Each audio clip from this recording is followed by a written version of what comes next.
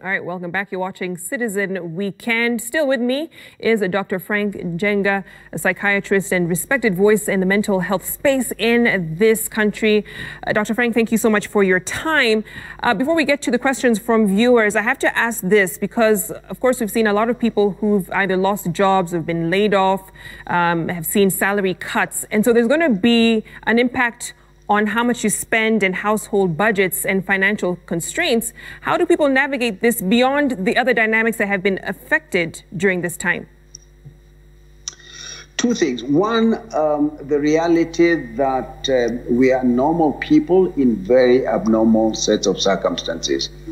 And therefore, our anxieties, concerns, and fears is what normal people feel and experience during these very difficult times. One. Two, the science around and about sudden poverty and lack of ability to look after one's families is very strong and very strongly suggestive of the development of different types of mental disorders. Therefore, when our president talks about a reduction in taxation, and ensuring that the most vulnerable groups are supported. Perhaps he knows, perhaps he doesn't know, but actually what he's doing is that he is really attending to the mental health and well-being of the citizens of Kenya. Poverty is a very serious and very tragic predictor of poor mental health. And when we are thinking about health and physical health and so on, we must remember that loss of income, loss of jobs, and so on are very serious when it comes to the development of depression and, very sadly, suicide as well. I have to mention another group of people who actually represent the majority. And, you know, we keep saying that when we tell people to stay at home, it really is a privilege because there's some who need their daily bread and need to go out to earn a living. How do these individuals cope in a scenario like this when you're being told to stay home? You know, I wish there was a formula, but there isn't a formula. If, for example, you don't have a refrigerator, if you don't have a monthly job, if you don't have even space, I see people giving out large amounts of and bales of unga and unga and thinking that if people who have got small houses and no storage spaces will be very happy. I actually am a serious advocate of the cash transfer program because people really need more of the ability to look after their own finances, not to be given unga. Let them decide whether they want mafuta kadogo or mafuta ya taa. People need the dignity of knowing what to buy for themselves and for their families. Right, and it's going back to the narrative of staying at home. For some people, home has been an unsafe place. It's been dangerous, it's volatile, and really the person should not be there. What happens in their case? Well, I think this is, the chickens have come to roost. For many people, the pub and the football field and the golf courses for some people has been a place to hide away from wife and the children. Now the reality has sunk, and that really people must relearn. It's like a big. We are all in a new and very strange country, and we are being required by circumstances to learn a new language. And that new language is: how do you talk to your wife? How do you talk to your children? How do you know what the routines of the new home are? My goodness me, this is a very new and very strange, for some people, very weird experience of having to spend time in close proximity to wife and the children. Absolutely. And speaking of which, we got some videos from some of our viewers earlier on just sharing how this period has changed family dynamics at home. Let's listen into one here. My name is Ephantas. I am in Embu. I am a teacher by profession. During this COVID-19 period, it has not been very easy staying at home and sometimes staying inside the house because I live in a rented house. So to keep ourselves busy, what I've been doing is that I have been working in our kitchen and garden. Sometimes I take time, we play with my son who is almost 1.5 years old. I would like also Dr. Njenga to explain to us what are other mechanisms of keeping ourselves busy. All right, Dr. Njenga, I hope you got that question. How can we keep ourselves busy in this time with family? I mean, there are lots and lots of recommendations that have been made, and I'll try not to rattle them off. But I think the first thing is acknowledgement and acceptance of the fact that you're a normal person living under very abnormal circumstances.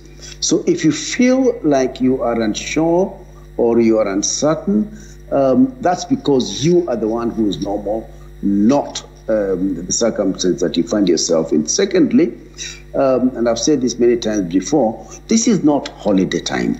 This is not a time that you would ordinarily spend relaxing with friends and families. This is an enforced time of being away from the workplace. So the development of a routine, the need and requirement of getting up and out, brush your teeth, get off your pajamas, dress up, and get into some form of meaningful routine, be that by way of exercise, be that by way of working on the shamba if you're a rural person, be that cleaning the compound, be that helping the wife at home, be that teaching your child how to read, or for goodness sake, this is not holiday time. That's the first thing. The second thing, do not allow yourself to feel helpless.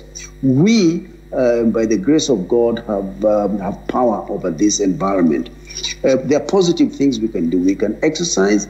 We can help people around ourselves. We can keep distance. I think the worst we can do for ourselves and about ourselves is to feel weak and hopeless and helpless before COVID-19. Remember, COVID-19 is here today. COVID-19 will go away. I know that because many other pandemics and epidemics have gone away. So I think the knowledge and belief that this is a temporary phenomenon is very helpful as you play with a 1-year-old child. Even though this is a temporary phenomenon, Dr. Njenga, one thing that has been a constant and actually a disruptor is technology. So even though you have everyone at home, they're on their screens, they're on their phones, tablets, they're probably watching TV and not interacting. How do you remedy this? I don't think there's an immediate remedy. Remember that every family is different. And I think what, Victoria, what your family does is not what your neighbors or your sisters or your cousin's family will do. And I like what the couple that was there before said about the need to discuss, negotiate, and renegotiate space and time together. I like what they say about the need to learn and relearn what works best for the wife and for the child.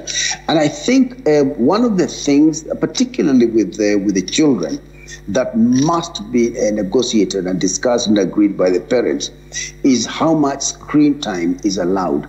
And the amount of screen time allowed for the children has to be age and circumstance specific. And if one has the capacity to have a screen that logs out after either an hour and a half, or 2 hours of screen time in a 24-hour period, so be it. So I don't think there's one size that fits all. And I think mom and dad have to sit and talk and decide what is best and most appropriate for their nuclear family. Right. This question coming from Michael Kitum on Twitter. So he's not in a family. He lives by himself, and he's asking how those living alone, singles, can cope with the situation of being home alone. And could I also tag to that question, someone who's suffering from a mental illness or disorder, how do they deal in a time where you're told to isolate, the complete opposite of what an expert or specialist like you would tell them to do? Okay, I'll answer the first question. If I remember the second question, I'll also answer it. Yep. So the answer to the first question is that it's funny because more and more it's getting clear, like in the case of that couple, that one is an extrovert, one is an introvert. The lady is grateful and very happy that there is no more noise around her, that she can spend her whole day pottering around the house and cleaning up and doing things that she enjoys doing with and by herself. So this for her is a blessing that is not disguised in any way. Extroverts are suffering. They're a bit like a pressure cooker that is about to explode. And so really it depends a lot on what is called the premorbid personality as to how you live and deal with the environment. Not everybody. Introverts are very happy because they're just staying at home and doing I don't know what. Extroverts are having serious issues, and they will have to spend many, many hours contacting their friends, comparing movies, comparing books, comparing stories, and so on and so forth.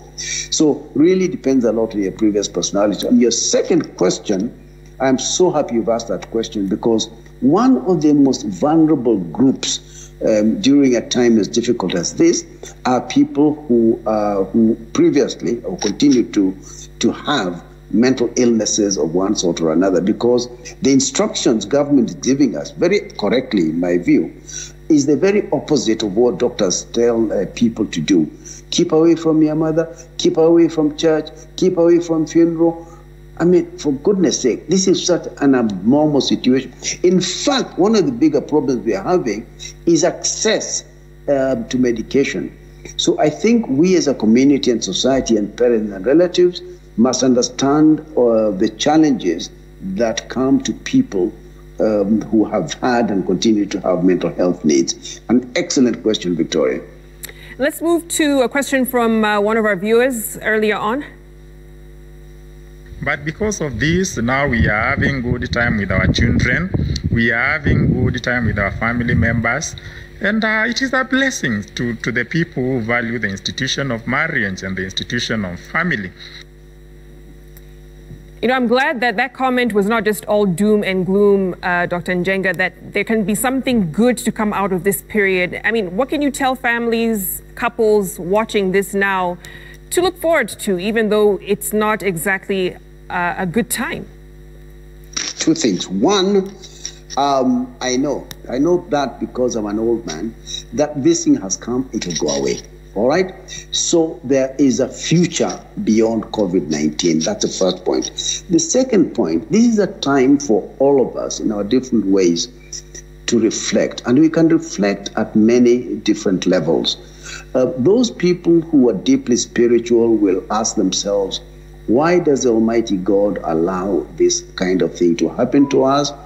So time for introspection will come, and I think we have all been forced into situations that we have to ask ourselves, why are we here?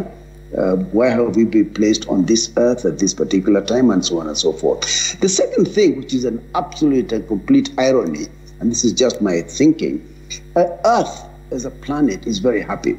We are not polluting her. If you look at levels of carbon dioxide, oxygen that are being emitted have come down. I think at the end of this whole COVID thing, planet Earth and her forests and her rivers and her air and oxygen will be smiling a lot. So we shall emerge with a much happier and cleaner planet. And I think one of the big pluses will be all of us, including big men who are presidents all over the world, will have to globalize and think a little bit more about how I become my brother's keeper. I'm only as healthy as my brother is. I cannot be healthy without my brother being healthy. Great point. Another question here from David Mashari on Twitter saying, what's the doctor's take on couples who have been on lockdown in separate countries? I happen to be away from my family and can't travel home. What is the famous saying? Distance makes love fonder. For some people, this distance will make you value your spouse, your husband, or your wife even more. For those who have had weak bonds in their families, very sadly, minds and hearts could wander off and weak relationships could break up.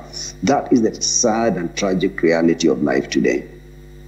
Absolutely. And one here from Charles Gashama saying, how do you handle a spouse who is a frontline worker once back in the house?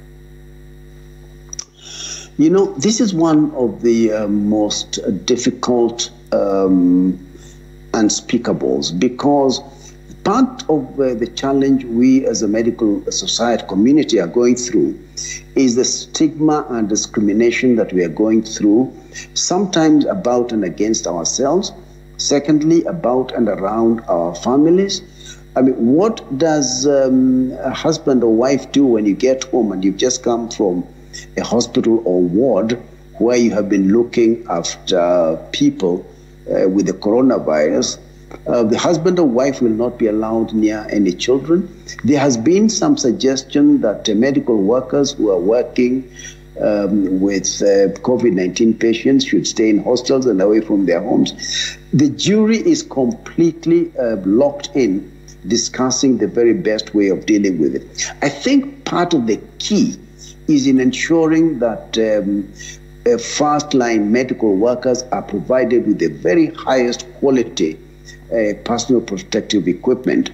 That would go a long way in alleviating fears amongst families about the risks posed from and by medical workers who are exposed to the coronavirus. Absolutely, and to make sure their loved ones are kept safe when they get home.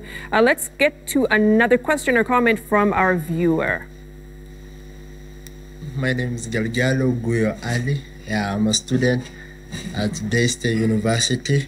My experience with studying from home has been so good. I can say that in the beginning I thought that it's not going to be possible, but I came to realize that it has been interactive, very possible indeed, and it has helped a lot for our students to widen even our skills on learning online, skills that most of us could never use if we were back there in school. All right, someone there talking about the benefits of online learning. Of course, you know, there's also a segment of children who don't have access to internet, electricity, or even devices and have been left behind when it comes to learning online. I mean, what do you make of that, Dr. There's a dichotomy when you think about it. Victoria, I've been dying to have this question asked of me. If we don't do anything else at the end of this COVID-19 thing, I would like to challenge every viewer, every Kenyan that is listening and watching this, to convince themselves to learn a new skill during this 3 or 4 months of lockdown. And it doesn't matter. You could decide you want to learn Taekwondo. You could decide you want to become an expert in yoga. You could decide you want to learn how to cook. You could decide to learn a new language, or for goodness sake, this is a God-given opportunity to learn something new. That student has learned that technology can help him learn. I would think that when our grandchildren and great-grandchildren asked us, what did you do during the 3 or 4 months of lockdown? You will be able to say confidently, I learned the following tricks. I am able to do the following things. Let's accept that as a personal challenge. Learn how to do something that you've always wanted to do. And speaking of things to do beyond learning maybe a new language or how to play an instrument, there's something on my other side of the screen of a couple doing exercise. Of course, you'd recommend this, getting active so you can get those endorphins going. Victoria, I have nothing useful to add. If you don't do anything else, nothing else, do what this couple is doing. Exercise together.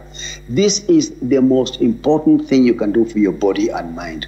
Oh, look at that guy, he's cleaning the baby. That's exactly what I'm talking about. Do something new and exciting. Absolutely. Edwin Masharia here on Twitter asking, I sleep few hours nowadays because I'm idle. How can one keep himself busy because of the idle environment? It's irritating, and you're fearing to walk around for fear of infection of COVID-19. So a lot of people also doing life from a place of fear. How would you advise them?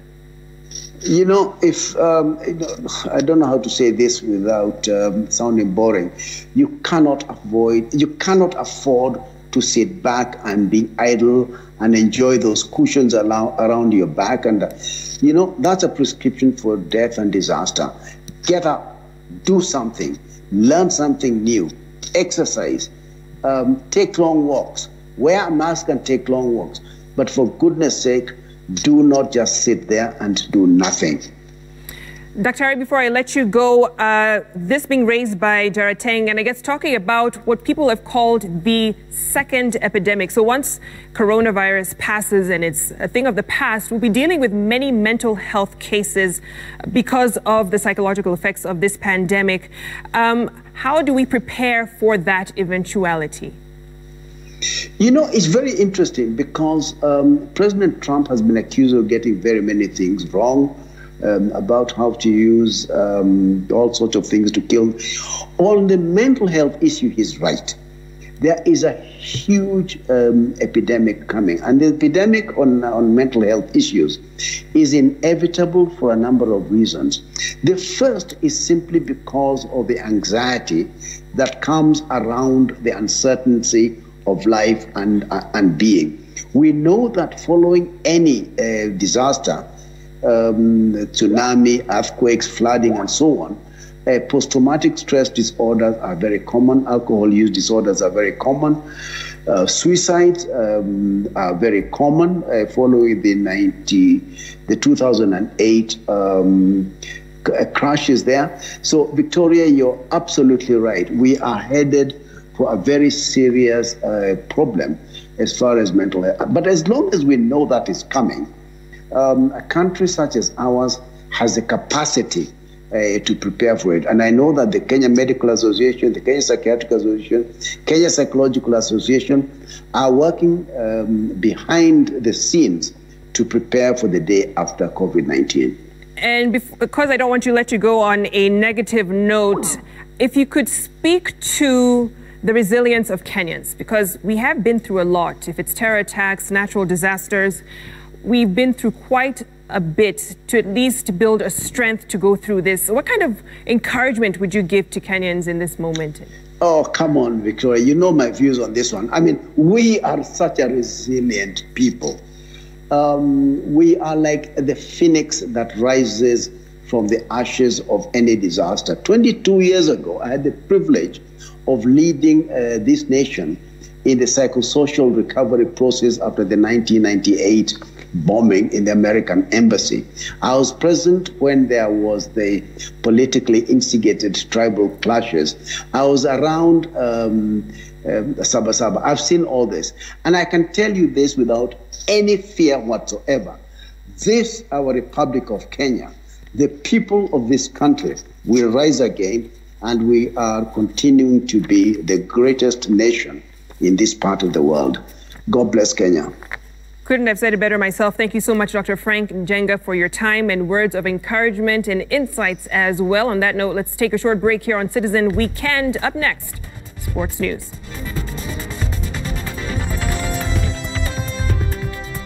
Football Kenya Federation expected to give direction on the Kenya Premier League in early May.